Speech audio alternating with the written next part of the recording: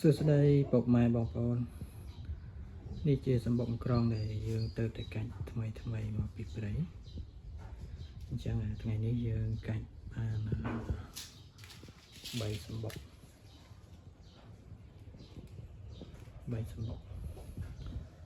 នេ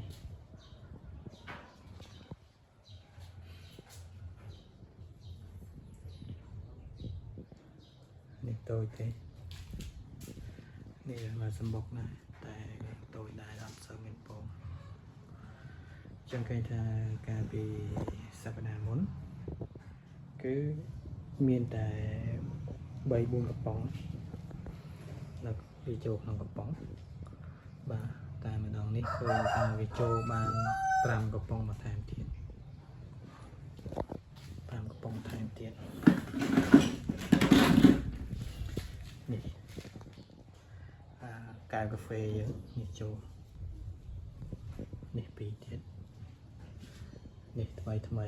5កំប៉ុងថែមទៀតបាទអញ្ចឹងឃើញថាវាចូលហើយចូលនៅហើយនេះដោយសារ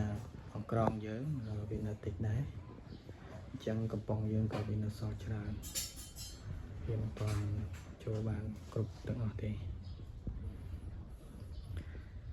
អញ្ចឹងយើងក៏បន្តរក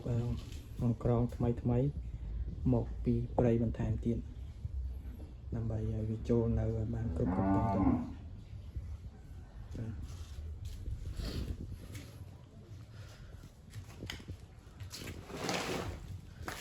នេះច្រើនណាស់ទុំនៅក្រែនេះច្រើនណាស់